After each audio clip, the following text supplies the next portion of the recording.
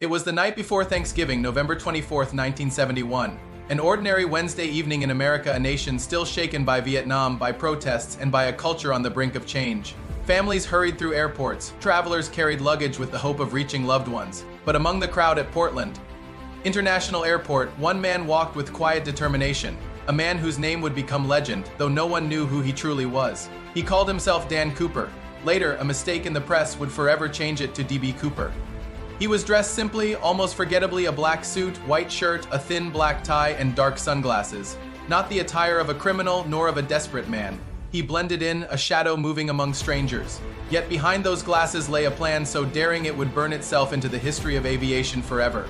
Cooper purchased a one-way ticket on Northwest Orient Airlines Flight 305, a short 30-minute trip from Portland to Seattle. To the flight attendants, he appeared calm, even polite. He ordered a bourbon and soda and smoked a cigarette as passengers settled into their seats, unaware that they were part of an unfolding mystery that would never be solved. Shortly after takeoff, Cooper handed a folded note to a young flight attendant named Florence Schaffner. At first, she slipped it into her pocket, assuming it was just another businessman's phone number, but Cooper leaned in and whispered words that froze her. "Miss, you'd better look at that note. I have a bomb." Inside her trembling hands, the note made clear his demand: $200,000 in cash, 4 parachutes, and a fuel truck waiting in Seattle. Cooper opened his briefcase to reveal wires, red cylinders, and a battery. It was enough to convince anyone. The cabin crew, now hostages in the sky, realized they were dealing with someone calm, composed, and deadly serious. But what was his motivation? Cooper never ranted, never threatened beyond what was necessary. He wasn't angry nor political. He did not claim allegiance to a cause. His demand was money, nothing more, nothing less. And yet his method carried an elegance that baffled investigators. He was firm but courteous, a hijacker who treated the crew with surprising calm. One flight attendant would later recall, he seemed rather nice. He wasn't nervous. He was never cruel or nasty. For 2 hours, as the plane circled above Puget Sound, the FBI scrambled.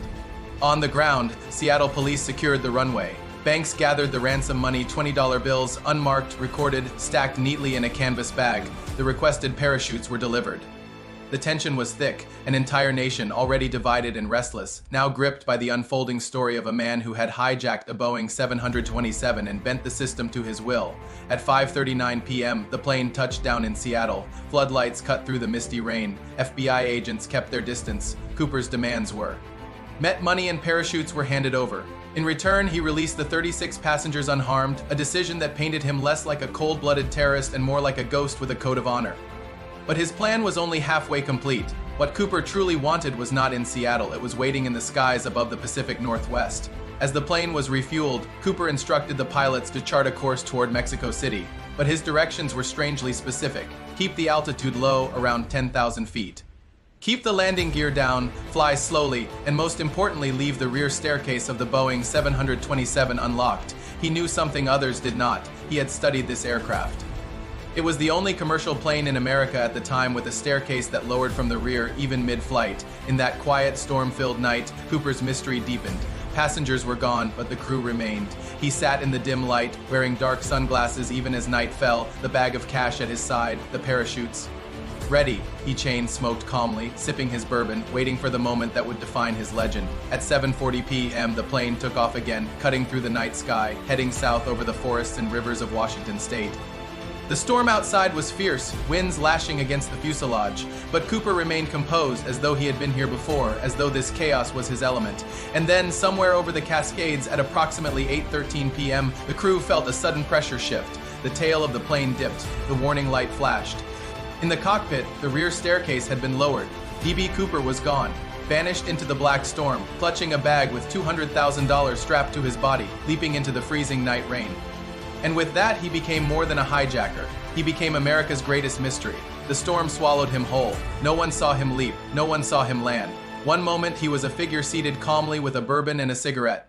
The next, he was a ghost dissolving into the endless black of the Pacific Northwest.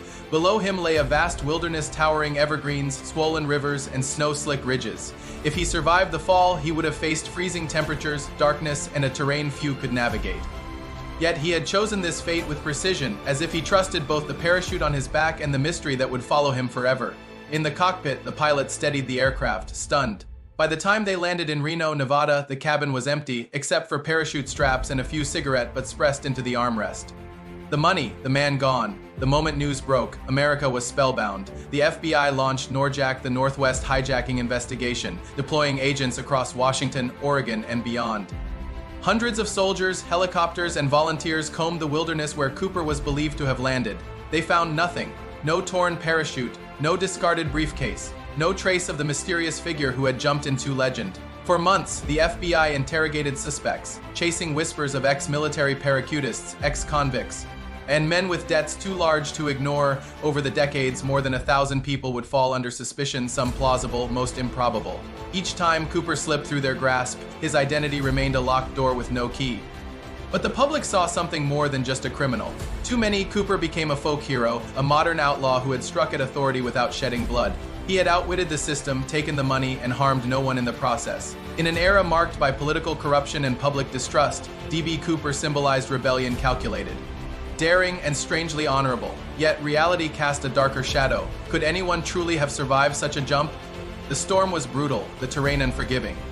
Some investigators were convinced Cooper perished that night. His body lost to rivers or mountains. The money, perhaps, washed away with time.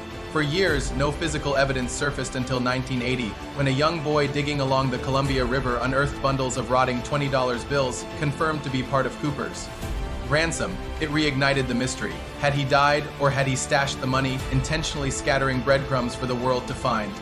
The FBI pursued leads into the new millennium, chasing aging suspects and faded rumors. But in 2016, after 45 years, the Bureau officially closed the case. D.B. Cooper was declared unsolved. His file joined the archives as one of the greatest unsolved crimes in U.S. history. And so the legend lives on in countless theories, in books, in documentaries, and whispered conversations between those who wonder if he was a desperate man, a skilled ex-paratrooper, or simply a dreamer who dared the impossible. Was he a genius who escaped into a new life with a fortune in hand, or a tragic figure swallowed by the night he tried to conquer? What endures is not the money nor the crime, but the mystery. The image of a man in a black suit vanishing into the storm has become timeless.